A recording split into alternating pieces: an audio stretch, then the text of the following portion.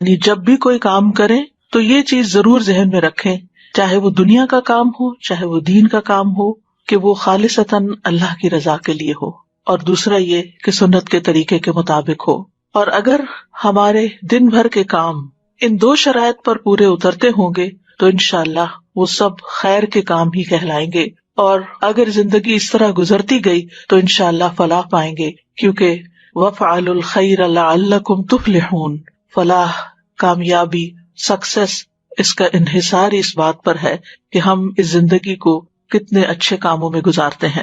رسول اللہ صلی اللہ علیہ وسلم نے فرمایا، ہر شخص صبح کو اٹھتا ہے تو اپنے نفس کا سودا کرتا ہے، پھر یا تو اسے آزاد کرتا ہے یا اسے ہلاک کر دیتا ہے، یعنی اینڈ آف دا ڈے یا تو پھر نفع کا سودا اور یا نقصان کا سودا۔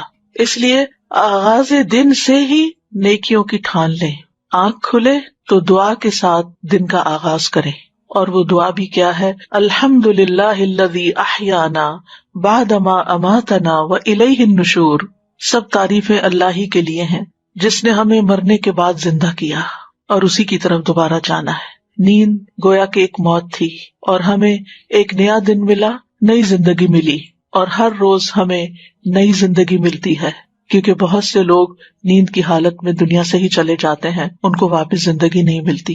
اس لیے اٹھتے ہی اللہ کا شکر ادا کریں، یعنی اپنے دن کا آغاز گریٹیٹیوڈ سے کریں، الحمدللہ۔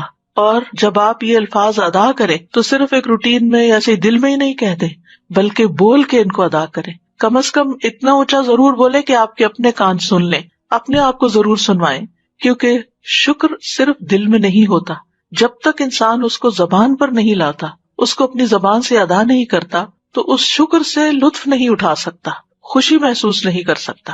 لہٰذا اللہ کا شکر ادا کرے کہ اللہ نے آپ کو زندگی دی۔ پھر اس کے بعد دن کا آغاز فجر کی نماز سے کریں، اور پھر فجر کی نماز ایک بنیادی پلر ہے۔ اگر ہم دن کا آغاز ایک صحیح طریقے سے کریں گے تو انشاءاللہ عمارت کبھی نہیں گرے گی۔ فجر کی نماز پڑھنے والے کے لیے اللہ کا ذمہ ہے۔ رسول اللہ صلی اللہ علیہ وسلم نے فرمایا، جس نے صبح کی نماز پڑھی وہ شام تک اللہ کے ذمے میں ہے، یعنی اللہ کی حفاظت اور ضمانت میں ہے، اللہ نے اسے دنیا اور آخرت میں امن عطا کیا۔ فجر کی نماز میں لمبی تلاوت کریں، وقرآن الفجر ان قرآن الفجر کان مشہودا، اور فجر کا قرآن پڑھیے، بے شک فجر کا قرآن ہمیشہ سے حاضر ہونے کا وقت رہا ہے، اس وقت فرشتے حاضر ہوتے ہیں۔ کم سے کم تو 3 آیات ہوتی ہیں جیسے سورۃ اخلاص کی، لیکن زیادہ جتنی آپ بڑھا سکے، کیونکہ نبی صلی اللہ علیہ وسلم کی نمازوں میں فجر کی نماز سب سے طویل ہوتی تھی، یعنی اس کی قرات طویل ہوتی تھی۔ تہجد تو آپ خود اپنے لیے پڑھتے تھے تو وہ تو ویسے ہی طویل ہوتے تھے۔ رسول اللہ صلی اللہ علیہ وسلم نے فرمایا، کیا تم میں سے کوئی شخص یہ پسند کرتا ہے کہ جب وہ اپنے گھر واپس آئے تو اس میں 3 بڑی فربہ حاملہ اونٹنیاں موجود پائے، یعنی موٹی تازی 3 اونٹنیاں گھر میں کھڑی ہوں؟ ہم نے عرض کی جی ہاں۔ آپ نے فرمایا، پس 3 آیات جنہیں تم میں سے کوئی شخص اپنی نماز میں پڑھتا ہے، جو شخص اپنی نماز میں پڑھتا ہے وہ اس کے لیے 3 بھاری بھرکم اور موٹی تازی حاملہ اونٹنیوں سے بہتر ہے۔ تو اس سے یہ پتہ چلتا ہے کہ وہ قرآن کا حصہ جو ہم اپنی نماز کے اندر پڑھتے ہیں وہ اس سے افضل ہے جو ہم نماز کے باہر پڑھتے ہیں۔ لہٰذا اگر اللہ سبحانہ و تعالیٰ توفیق دیں تو تہجد کی نماز میں زیادہ سے زیادہ قرآن مجید پڑھیں، اور اپنا ڈیلی ایک ورد جو ہے وہ مقرر کر لیں کہ اتنا تو کم از کم ضرور پڑھنا ہے، کیونکہ جب ہم کوئی چیز مقرر کر لیتے ہیں اپنے اوپر تو پھر نبھا بھی جاتے ہیں۔ اور اگر آپ اپنے آپ کو اوپن اینڈ دیں تو نفس غالب آ جاتا ہے، سستی کر جاتا ہے اور انسان اس کو پورا نہیں کر پاتا۔ اور تہجد میں آپ قرآن مجید کو مصحف سے دیکھ کے بھی پڑھ سکتے ہیں، تو اس میں طویل قرات ہو سکتی ہے۔ ادروائز قرآن مجید کے کچھ حصے یاد کر لیں تاکہ فجر کی نماز جو ہے وہ طویل ہو سکے۔ نبی صلی اللہ علیہ وسلم کسی بھی حالت میں فجر کی سنتیں نہیں چھوڑتے تھے، خاص صحت مند ہوتے یا مریض ہوتے، سفر میں ہوتے یا مقیم ہوتے، یہ نماز آپ نے کبھی نہیں چھوڑی۔ اس لیے ان سنتوں کا اہتمام کرنا ضروری ہے۔ اگر کسی وجہ سے نماز فرض میں تاخیر ہو رہی ہو، آنکھ دیر سے کھلی، تو آپ دوبارہ سورج نکلنے کے بعد پہلے ان سنتوں کی قضا پڑھیں۔ فجر کی سنتیں دنیا و ما فیہا سے بہتر ہیں۔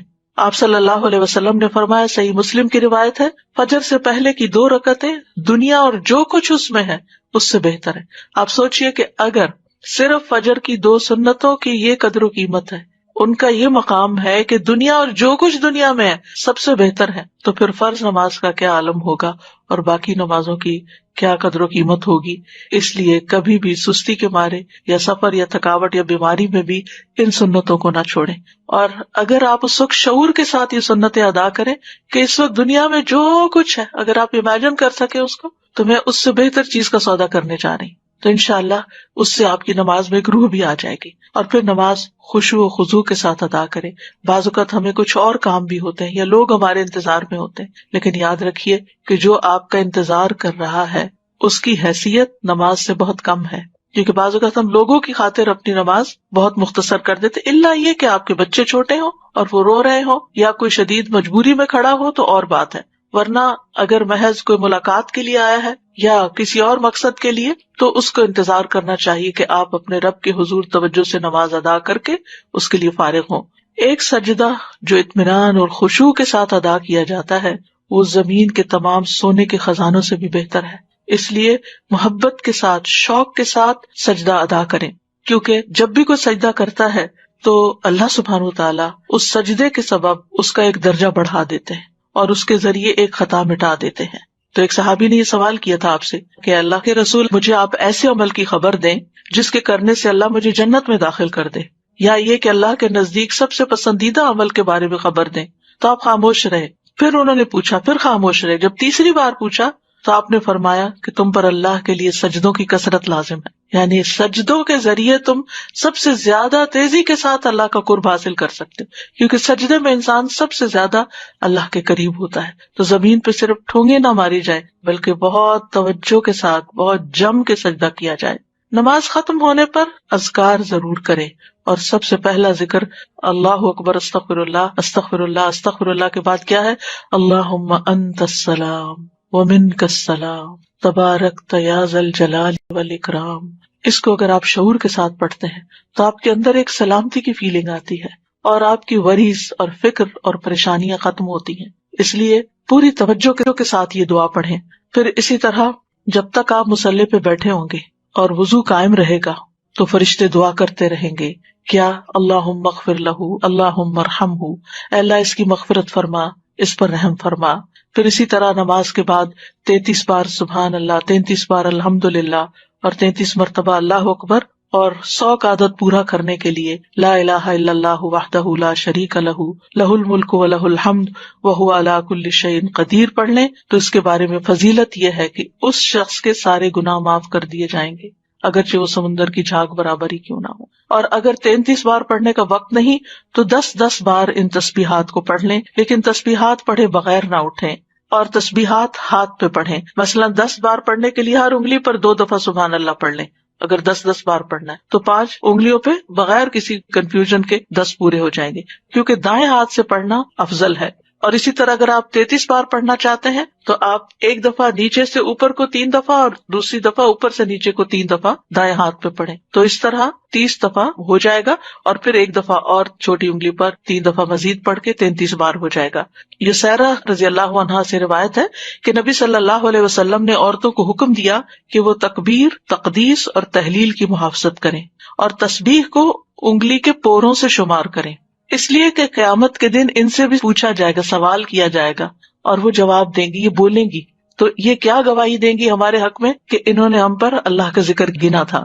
فجر کی نماز کے فوراً بعد سورج نکلنے سے پہلے صبح کے اذکار پوری توجہ کے ساتھ کریں۔ اللہ تعالیٰ فرماتے یا ایھا الذین آمنوا اذکروا اللہ ذکرا کثیرا وسبحوہ بکرۃ واصیلا، اے ایمان والو اللہ کو بکثرت یاد کیا کرو اور صبح و شام اس کی تسبیح کیا کرو۔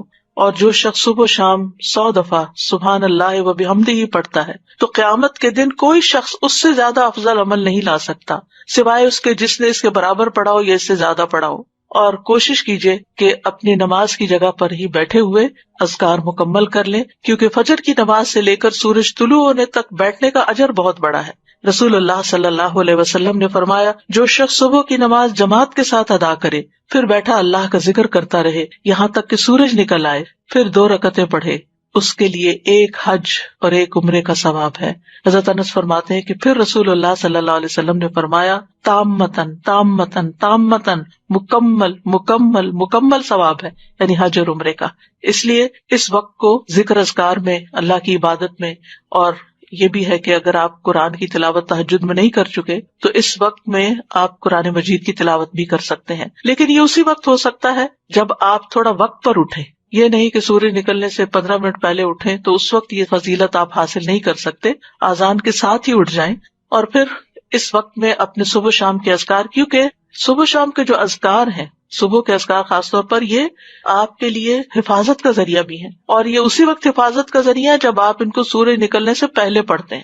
اور اس کے ساتھ ساتھ یہ بھی ہے کہ اگر آپ بیٹھ کے تھک رہے ہیں تو ساتھ ساتھ آپ اسٹریچز بھی کر سکتے ہیں، اپنی گردن کو موڑ سکتے ہیں، اپنے بازوؤں کو سانس لے سکتے ہیں بیچ میں، اپنے پاؤں کی ایکسرسائز کر سکتے ہیں، لیکن یہ ہے کہ آپ اس وقت کو اللہ سبحانہ تعالیٰ کے ذکر اور عبادت میں ہی گزاریں۔ اور قرآن مجید کی تلاوت جو ہے یہ بڑا ہی نفع مند کام ہے۔ اپنا مصحف روز کھولیں، یعنی کوئی دن ایسا نہ جائے کہ جس کے شروع میں آپ کو قرآن مجید کا کوئی حصہ نہ ہو، کیونکہ یہ بابرکت کتاب ہے، اور اس کی برکت کی وجہ سے آپ کے دن کے کام بھی آسان ہو جائیں گے۔ سورۃ فاطر کی ان آیات میں اللہ تعالیٰ فرماتے ہیں ان الذین یتلون کتاب اللہ واقاموا الصلاۃ وانفقوا مما رزقناہم سرا وعلانیۃ یرجون تجارۃ لن تبور لیوفیہم اجورہم ویزیدہم من فضلہ انہ غفور شکور۔ بے شک جو لوگ اللہ کی کتاب کی تلاوت کرتے ہیں اور انہوں نے نماز قائم کی، اور جو کچھ ہم نے انہیں دیا اس میں سے انہوں نے پوشیدہ اور ظاہر خرچ کیا، وہ ایسی تجارت کی امید رکھتے ہیں جو کبھی برباد نہ ہوگی، جس میں نقصان ہے ہی نہیں، تاکہ وہ انہیں ان کے اجر پورے پورے دے اور اپنے فضل سے انہیں زیادہ بھی دے، یعنی صرف اتنا نہیں ملے گا جو انہوں نے کیا، زیادہ بھی ملے گا، بلا شبہ وہ بے حد بخشنے والا نہایت قدردان ہے۔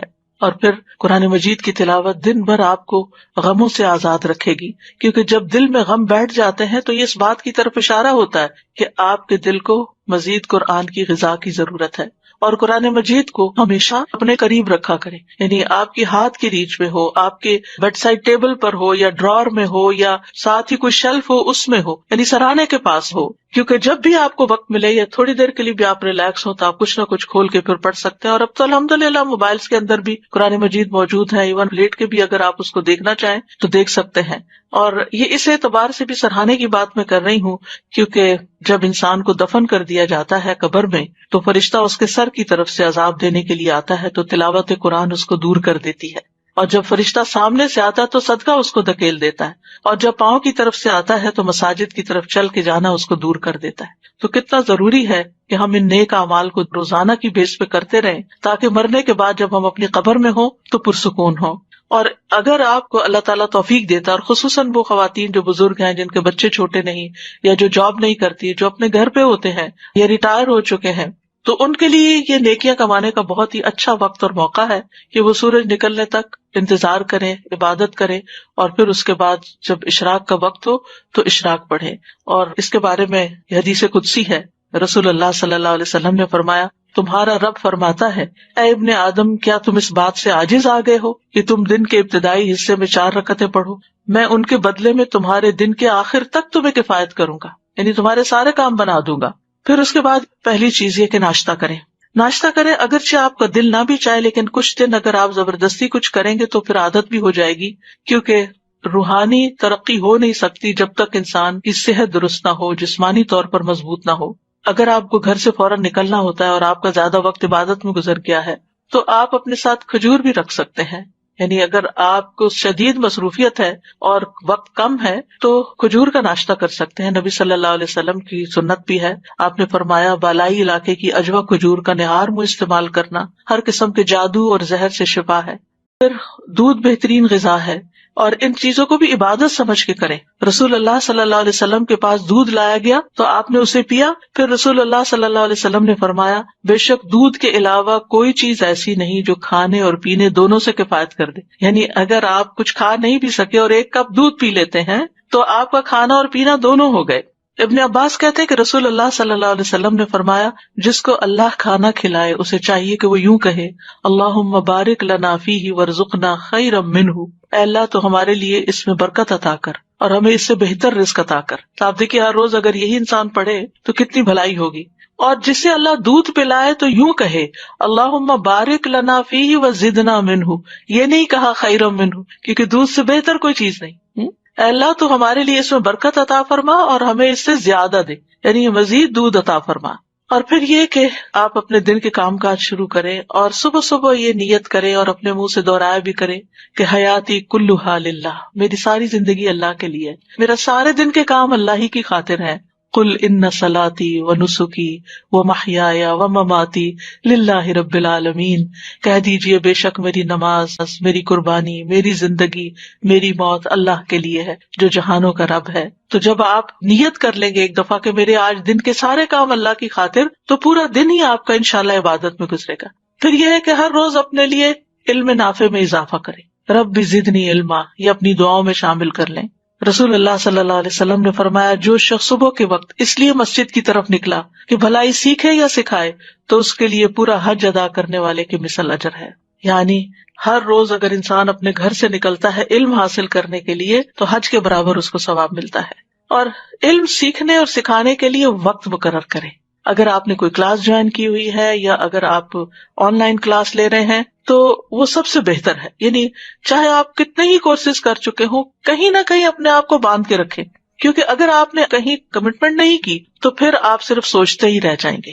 لیکن جب آپ اپنے آپ کو کسی خاص وقت کا پابند کرتے ہیں، کسی خاص کورس کا پابند کرتے ہیں، تو اس سے فائدہ یہ ہوتا ہے کہ پھر آپ پابندی کے ساتھ، روٹین کے ساتھ وہ کام کرتے چلے جاتے ہیں۔ لیکن اس کے ساتھ ہی اپنے لیے سیلف اسٹڈی کا بھی کوئی نہ کوئی وقت مقرر کریں۔ مثلاً کھانا پکاتے ہوئے کچھ سنیں یا کچھ ساتھ ساتھ پڑھ بھی سکتے ہیں، کتاب وہاں بھی لے جا سکتے ہیں۔ گھر کے کام کاج کرنے کے دوران بھی آپ اپنے علم کا سفر جاری رکھ سکتے ہیں، لیکن اس کے لیے آپ کو مقرر کرنا ہوگا۔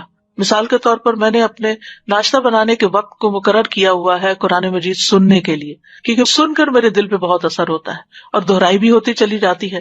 یعنی تلاوت اپنی جگہ ہے لیکن سننا، تو آپ بھی اپنے کسی ایک وقت میں جس میں آپ کے ہاتھ مشغول ہیں، آپ خود پڑھ نہیں سکتے، تو آپ اس وقت لسننگ کریں۔ موبائل پہ آپ خاص ایپ لوڈ کر لیں جس میں صرف آپ کی لسننگ ہی ہوتی رہے، یعنی وہاں سے اس کو ہٹائیں نہیں، اور اس طرح پورا قرآن مجید جو ہے سن سن کر بھی مکمل کریں۔ یہ بھی علم بڑھانے کا ایک طریقہ ہے۔ اور خاموشی سے اگر انسان قرآن مجید سنتا ہے تو اللہ تعالیٰ کی رحمت بھی نازل ہوتی ہے۔ اور وقت مقرر کرنے کے بارے میں اس لیے بھی کہوں گی کہ ایک خاتون نبی صلی اللہ علیہ وسلم کی خدمت میں حاضر ہوئی، کہنے لگی، اللہ کے رسول، آپ کی تمام باتیں مردوں نے سیکھ لی، ہمارے لیے بھی آپ اپنی طرف سے کوئی دن مخصوص کریں جس میں ہم آپ کے پاس آئیں اور آپ ہمیں وہ تعلیمات دیں جو اللہ نے آپ کو سکھائی ہیں۔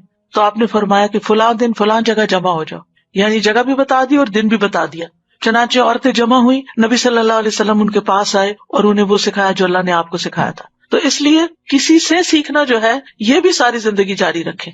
انسان کسی بھی مقام پر پہنچ جائے تو اس کو سیکھنے کا سفر ختم نہیں کرنا چاہیے۔ امام احمد بن حنبل کے بارے میں آتا ہے کہ بہت بوڑھے بھی ہو چکے تھے، چلنا بھی ان کے لیے مشکل ہو گیا تھا، لیکن جب سنتے کہ شہر میں کوئی عالم آیا ہے تو اپنی قلم دوات اٹھاتے اور چل پڑتے۔ تو ان سے کسی نے پوچھا کہ کب تک آخر آپ یہ علم کی مجالس میں جائیں گے؟ کہا موت تک، یعنی جب تک میری زندگی ہے میں مزید سیکھتا رہوں گا۔ بعض باتیں انسان نے سیکھی بھی ہوتی ہیں لیکن بھول جاتا ہے، ان کو دوبارہ تازہ کرنے کی ضرورت ہوتی ہے، اور اس سے ایمان بھی بڑھتا ہے۔ اپنے دلوں کو ایمان سے سجائیں۔ وَلَٰكِنَّ اللَّهَ حَبَّبَ إِلَيْكُمُ الْإِيمَانَ وَزَيَّنَهُ فِي قُلُوبِكُمْ۔ اپنے آپ کو دیکھا کریں کہ کیا میرے دل میں ایمان کا حسن ہے، خوبصورتی ہے، اور ایمان میں اضافے میں جو چیزیں مددگار ہوتی ہیں وہ ہیں اللہ تعالیٰ کی اطاعت اور پسند کے کام کرنا، امانت کی حفاظت کرنا، سچ بولنا، ایمان کے مزین ہونے کی دعا کرنا، ایمان گھٹانے والے کاموں سے بچنا، چاہے وہ زبان کے گناہ ہو یا ویسے گناہ ہو، اور ایمان والے ساتھی تلاش کرنا، نیک صحبت۔ یعنی اب کووڈ کے دنوں میں آپ لوگوں سے ملنے کے لیے نہیں جا سکتے، لیکن آپ کال کر سکتے ہیں، آپ بات کر سکتے ہیں، لیکن ان لوگوں سے بات کرنے سے پرہیز کیجیے جو صرف غیبت سنانے والے ہوں یا صرف منفی باتیں کر کے آپ کو پریشان کرنے والے ہوں۔ ان کو کسی کام لگا دیجئے تاکہ وہ آپ کو نشانہ نہ بنائے، آپ کو ڈسٹ بن نہ بنائے کہ وہ صرف اپنے مسائل ہر وقت آپ کے سر پہ ڈالتے رہیں اور آپ ان کی وجہ سے پریشان رہیں، چاہے وہ آپ کے رشتے داروں میں سے ہو، چاہے وہ آپ کی اولاد میں سے ہو، چاہے آپ کے والدین میں سے ہو، چاہے آپ کے بہن بھائیوں میں سے ہو، کیونکہ یہی قریبی رشتے ہوتے ہیں جو بعض اوقات ہمارے لیے آزمائش بن جاتے ہیں، اور ان کی زندگی میں مسائل ہوتے ہیں، وہ جب بات کرتے ہیں وہ کسی نہ کسی کی شکایت کرتے ہیں، کسی نہ کسی کی غیبت کرتے ہیں، کوئی شوہر کی کر رہا ہے اور کوئی بچوں کی کر رہا ہے اور کوئی بہن بھائیوں کی کر رہا ہے اور کوئی کسی رشتے دار کی، کوئی نیبر کی. تو اس چیز سے آپ نے پوری طرح بچنا ہے. آپ ان کو کسی ایسے کام لگا سکتے ہیں، علم سیکھنے سکھانے کے کام میں، کسی ویلفیئر کے کام میں، کسی کی خدمت کے کام میں، کہ جس سے ان کی زندگی میں خوشی آئے اور دھیان بٹے اور وہ ہر وقت آپ سے اس قسم کی باتیں نہ کریں. اور اگر وہ نہیں باز آتے تو ان کو آپ اچھے طریقے سے سمجھا بھی سکتے ہیں کہ یہ کام آپ کے اور میرے دونوں کے ایمان کے لیے بھی درست نہیں اور ہماری آخرت کے لیے بھی درست نہیں. ایک دفعہ شاید ان کو یہ بات کڑوی لگے، لیکن یہ ہے کہ آئندہ کے لیے وہ سنبھل جائیں گے. پھر اسی طرح یہ ہے کہ قلبی طہارت کے ساتھ ساتھ اپنی جسمانی طہارت کا بھی روزانہ اہتمام کریں. اپنے جسم، ناخن، بدن، ان تمام چیزوں کے بارے میں فکر مند رہیں. ابو ہریرہ کہتے ہیں 5 چیزیں فطری ہیں: ختنہ کرنا، زیر ناف بال صاف کرنا، بغل کے بال اکھاڑنا، ناخن تراشنا، مونچھیں کتروانا. اور خواتین اپنے اعتبار سے جو بھی صفائی کے طور طریقے ہیں جو انہوں نے اختیار کرنے ہیں ان کا بھی دن مقرر کر لیں. مثلاً اگر آپ نے ہر فرائیڈے مقرر کر رکھا ہے یا ہر سنڈے مقرر کر رکھا ہے، اگر آپ اپنی پرسنل ہائیجین کے لیے ٹائم فکس کر لیں گے تو انشاءاللہ آپ کو مشکل نہیں ہوگی. لیکن باقی ڈیلی نمازوں میں وضو کرتے ہوئے اچھی طرح اپنے آپ کو صاف کریں، ساتھ مسواک کریں. رسول اللہ صلی اللہ علیہ وسلم دن یا رات میں جب بھی سو کے اٹھتے تو وضو سے پہلے مسواک کیا کرتے تھے. آپ فرماتے ہیں اگر مجھے یہ ڈر نہ ہوتا کہ میں مومنوں پر مشقت ڈال دوں گا تو میں انہیں ہر نماز کے وقت مسواک کا حکم دیتا. تو آپ اپنے وضو کی جگہ پر مسواک رکھ دیجئے. اگر مسواک کرنا آپ کو مشکل لگتا ہے ہر وقت تو ایک دفعہ دن میں کم از کم پراپر مسواک کریں، اور باقی اوقات میں ٹوتھ برش کے ساتھ بھی آپ اپنے دانتوں کو ہلکا پھلکا پھیر کے یہ کام کر سکتے ہیں. حضرت سمرہ سے مرفوعاً روایت ہے، رسول اللہ صلی اللہ علیہ وسلم نے فرمایا اپنے منہ کو مسواک کے ساتھ پاک رکھو کیونکہ یہ قرآن کا راستہ ہے. تو اپنے منہ کی صفائی اور اپنی زبان کی صفائی اور اپنے گلے کی صفائی، ان چیزوں کا بھی خاص خیال رکھیں. اور پھر وضو کے بعد دعا پڑھنا نہ بھولیں. اپنے ڈیلی کے کاموں میں اگر آپ کو یاد نہیں رہتا تو کہیں لکھ کے لگا لیں. رسول اللہ صلی اللہ علیہ وسلم نے فرمایا جو وضو کرے اور اچھی طرح وضو کرے پھر یوں کہے اشہد ان لا الہ الا اللہ وحدہ لا شریک لہ واشہد ان محمدا عبدہ ورسولہ اللہم اجعلنی من التوابین واجعلنی من المتطہرین، اس کے لیے جنت کے 8 دروازے کھول دیے جائیں گے، وہ ان میں سے جس میں سے چاہے داخل ہو جائے. سبحان اللہ، کتنی مختصر سی دعا ہے لیکن کتنا بڑا اجر ہے، اس لیے اس کو نہ بھولیں. پھر اسی طرح یہ ہے کہ وضو کے بعد اگر آپ آذان سن رہے ہیں تو آذان کا جواب دینا نہ بھولیں. رسول اللہ صلی اللہ علیہ وسلم نے فرمایا جو شخص آذان سن کر یہ کہے یعنی اللہم رب هذه الدعوة التامة والصلاة القائمة آت محمدا الوسیلة والفضیلة وابعثه مقاما محمودا الذی وعدته، تو قیامت کے دن نبی صلی اللہ علیہ وسلم کی اس کے لیے شفاعت جائز ہو جائے گی، لازم ہو جائے گی. حلت لہ شفاعتی یوم القیامہ، یعنی جو آذان کے بعد کی دعا پڑھے گا نبی صلی اللہ علیہ وسلم کی شفاعت پائے گا. اور اسی طرح وہ دعا کی قبولیت کا وقت ہوتا ہے، اس وقت کے لیے دعا سوچ رکھے کہ میں نے کیا دعا مانگنی.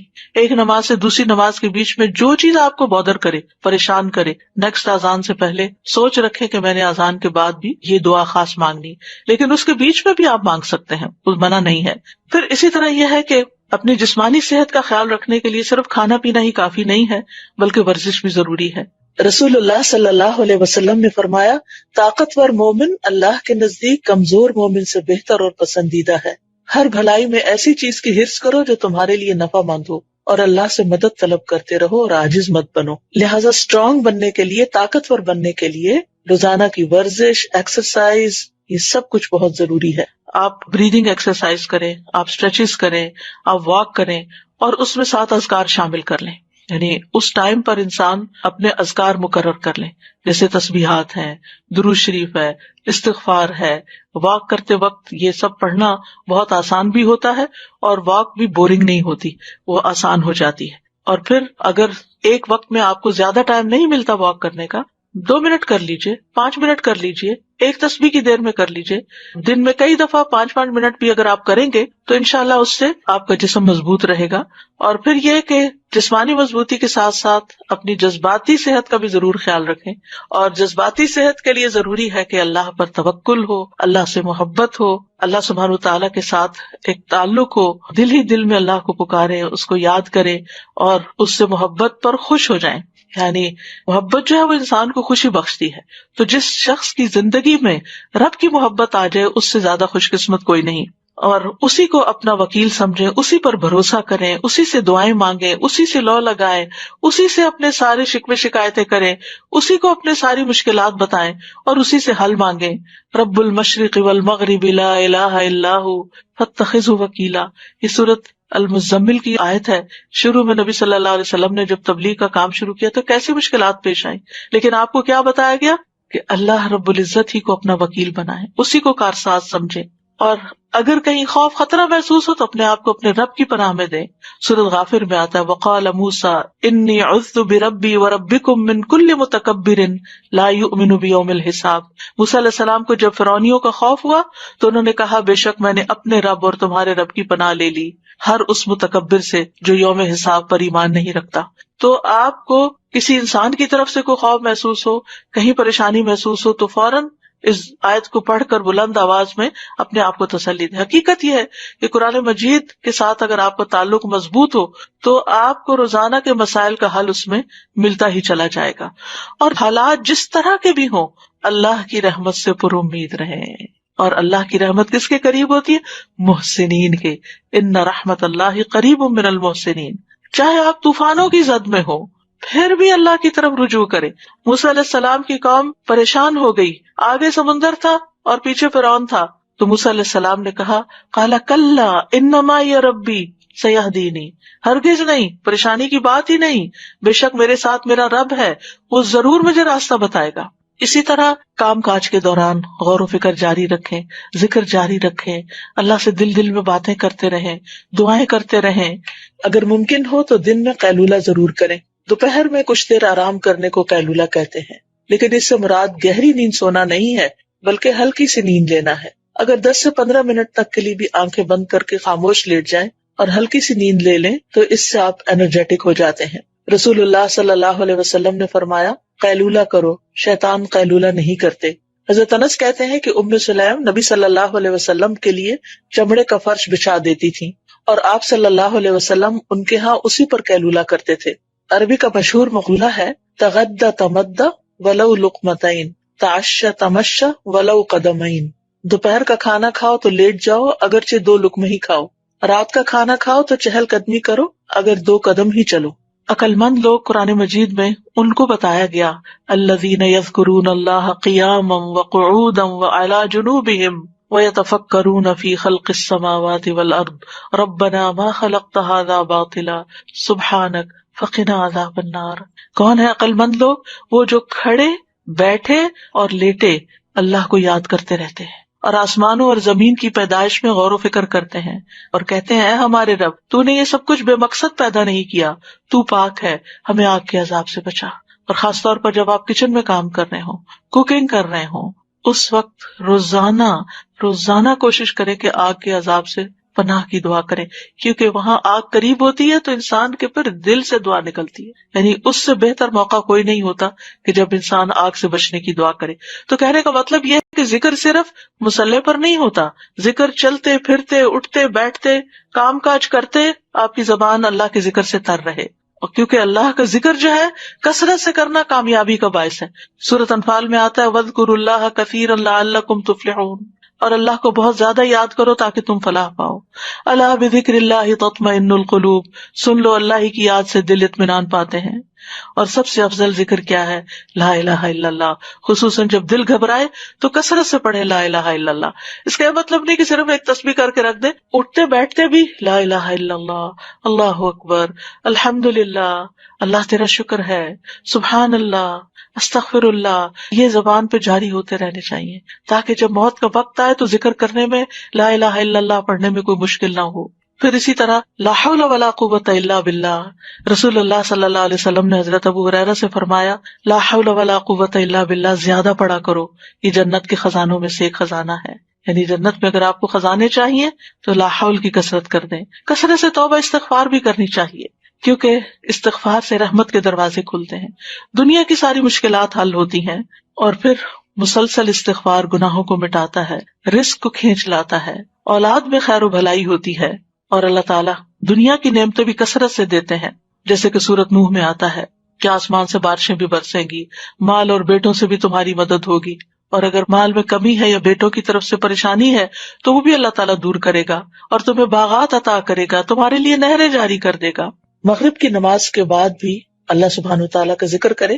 حدیث میں آتا ہے رسول اللہ صلی اللہ علیہ وسلم نے فرمایا جو شخص لا الہ الا اللہ وحدہ لا شریک لہ لہ الملک ولہ الحمد یحیی ویمیت وہو علی کل شیء قدیر مغرب کے بعد 10 مرتبہ پڑھے گا، اللہ تعالیٰ اس کی حفاظت کے لیے اسلحہ بردار فرشتے بھیجے گا جو صبح تک اس کی شیطان سے حفاظت کریں گے. پھر یہ ہے کہ دن بھر کے کاموں کو آپ آرگنائز کر کے کریں، یعنی اپنے آپ کو جتنا آپ ڈسپلن کریں گے اتنا ہی آپ کا دن زیادہ پروڈکٹیو ہوگا.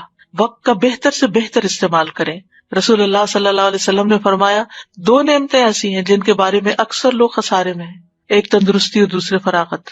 بہت سے لوگ بہت سی چیزیں سوچتے ہیں لیکن کر نہیں پاتے، اور جب کرنے لگتے ہیں تو تھوڑی دیر میں دھیان ادھر ادھر ہو جاتا ہے اور پھر ہر چیز بکھر جاتی ہے. اینڈ آف دا ڈے انسان کہتا ہے میں نے تو کچھ کیا ہی نہیں، اور پریشانی پر پریشانی بڑھتی چلی جاتی ہے.